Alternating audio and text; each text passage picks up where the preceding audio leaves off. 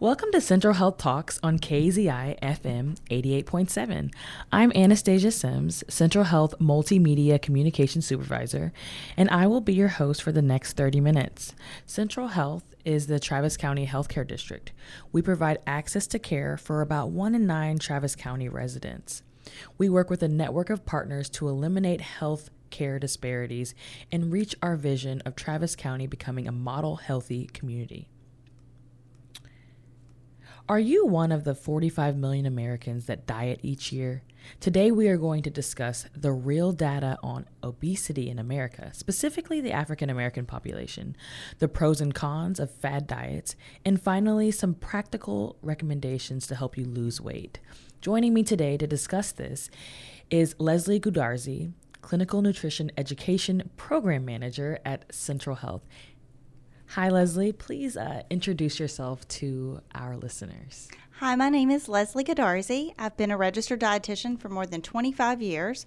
I've worked with all populations, but one of my biggest professional interests is obesity, how to prevent it, and how to treat it.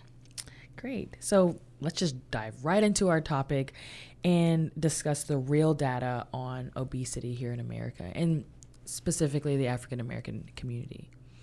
Yes, obesity is one of the biggest health concerns in our populations in general. About 2/3 of the population is considered overweight, and 1/3 of the population is considered obese. Those numbers are even higher among African Americans, with about 48% of African Americans being obese. Wow. And then there's even statistics about Black women. I think 4 out of 5 Black women are considered overweight or obese. That is true, but we have to look at why they're considered overweight and obese, and is what we're measuring actually what we should be measuring? Oh, that's great. I know when I heard that statistic, it hit close to home. I was like, oh no, I'm a Black woman and I am considered overweight according to my BMI. So BMI, what is that, and why is it the measurement tool that we use here in the United States? BMI has a very long history. Most people don't realize that the BMI is over 200 years old. It was developed by a mathematician that was actually not really concerned with defining obesity or overweight or any of those types of terms. He simply was just trying to find out what the statistical mathematical formula was for the, quote, average man 200 years ago. And his subjects were actually Scottish and French men. His statistics have then been statistically regressed and applied to every population on Earth, including every ethnicity and even women. So mathematically, it's not exactly the most correct way. However, BMI is used to label you underweight, normal, overweight, obese, morbidly obese. And these numbers can impact your self-confidence, your self-worth, your ability to get life insurance, your ability to get health care, so forth and so on. And so it's very interesting how we have used something that is so antiquated to such meaningful results. So are there other tools or other measurement screening tools? BMI is, in my opinion, one, and it is the least favorable.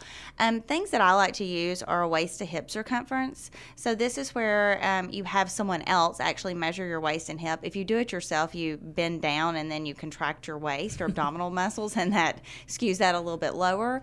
But you should have someone else do it. But most of the time when we go to the doctor's office, no one measures our waist-hip ratio. This is really important because this tells us where that fat is being stored. Is it more in the abdominal area, or is it more in the hips and buttock area? I like to use the analogy, like when we look at someone that has a lot of abdominal fat, we could call them drop dead Fred, because that is more associated with health consequences, as opposed to where it's in the hips and buttock area, and I would call that person more of a big booty Judy, and no one ever dies of a big booty. So we need to keep those things in mind and keep the health risk associated with that. Other tools that we can use are body fat percentage, although that doesn't tell us the location of the fat. Females should have a body fat percentage less than 25%, okay, and a male should have a body fat percentage less than 15%. Okay. So then we've talked about a little bit of the limitations of BMI. What is considered overweight for BMI?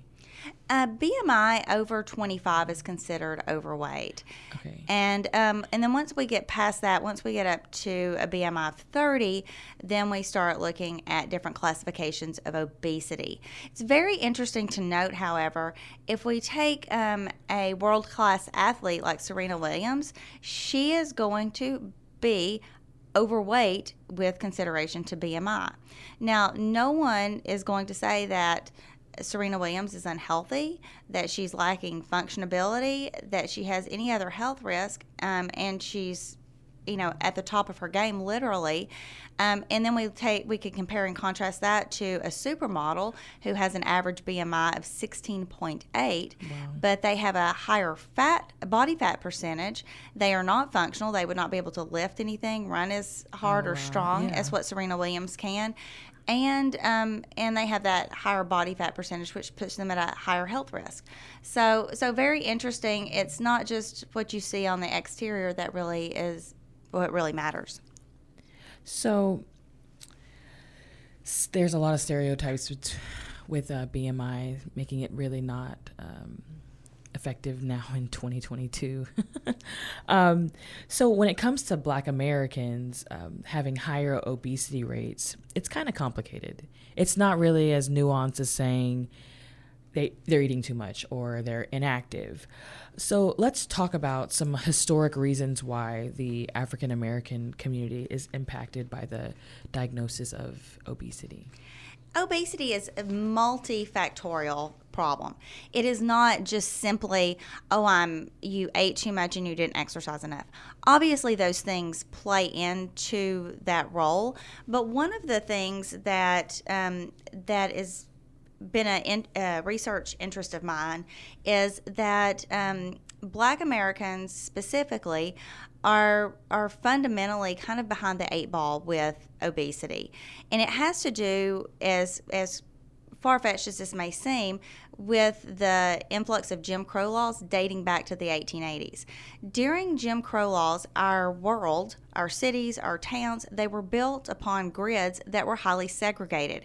And you can even find some of that segregation still today in parts of our country, where certain parts of town are primarily African American, parts of town are primarily white, parts of town are primarily Latino, and this all dates back to that.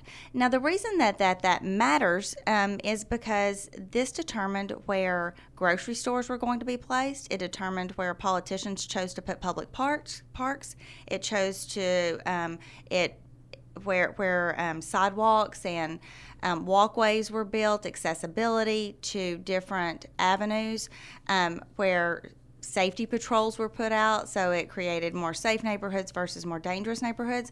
And all of these things impact your health and wellness.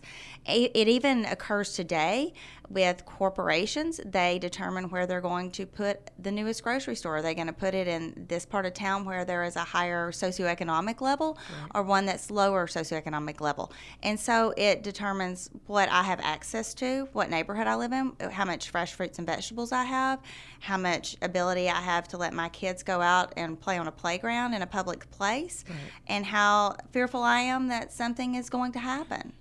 And so all of those things really impact African Americans.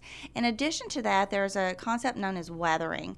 And weathering happens particularly with minorities. And this is the day-to-day grind of stress and exposure to constant stress that white people simply don't have the privilege of not experiencing. This is when I walk out of a store and my bag beeps, am I going to get searched for no reason? Whereas a white person likely will not.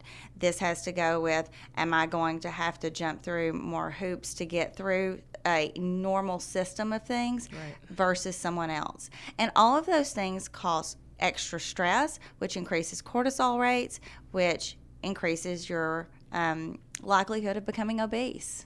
So hormonal controls also as well. Okay, so you talked about Jim Crow laws, and that was like back in the 1960s. So you're saying that still impacts us today.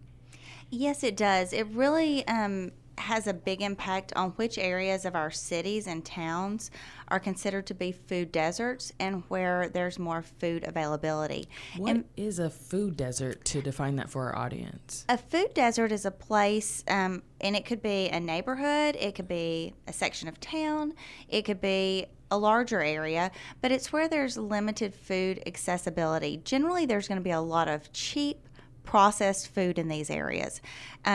Less fresh fruits and vegetables, less access to healthy options as far as even restaurants are available, less known grocery vendors, which mean that it increases the difficulty for people to access those foods unless they have transportation to go outside of that neighborhood. Again, which if we're in an economically disadvantaged area, they will not. And so it perpetuates a really difficult cycle.